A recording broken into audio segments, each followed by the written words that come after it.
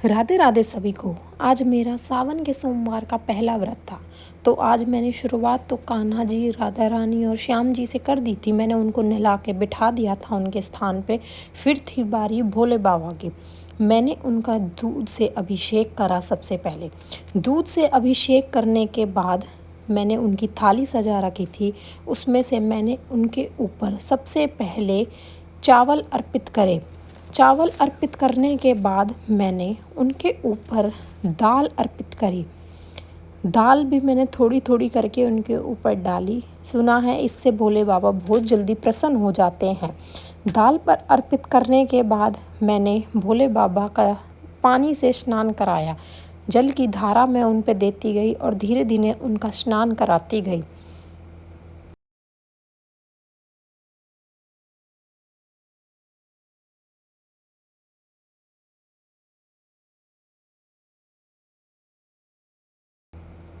फिर उसके बाद बारी थी शिवलिंग की पूजा करने की। मैंने शिवलिंग को भी स्थान पे बिठाया।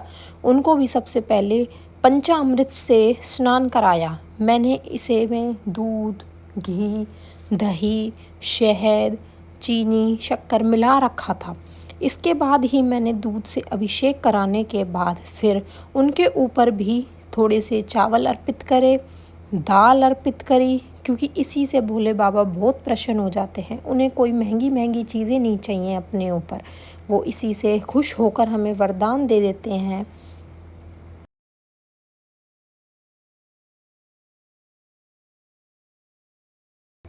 फिर मैंने उनको जल से स्नान कराया, क्योंकि उनके ऊपर मैंने घी चढ़ाया था तो घी उनके ऊपर लग चुका था।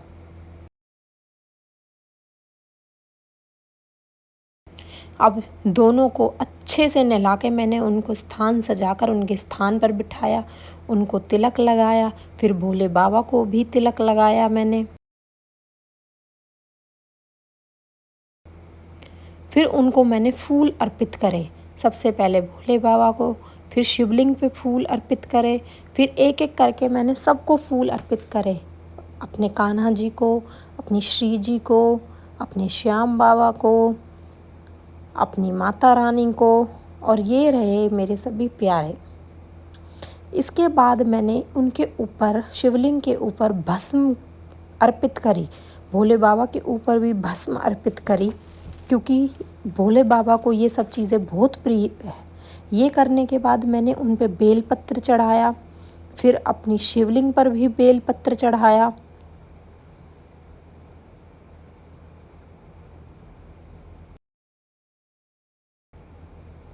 बेलपत्र चढ़ाने के बाद मैंने भोले बाबा को सिंदूर का तिलक लगाया था। फिर वही मैंने अपनी चूड़ियों को भी तिलक लगाया था। मैंने अपनी चूड़ियों को उनके चरणों में अर्पण कर दिया था, क्योंकि उसी के बाद मैं उन्हें पहनती। ये रहे मेरे सुंदर से भोले बाबा, मेरी शिवलिंग, मेरे कान्हा जी, मेरे राधा रानी सभी।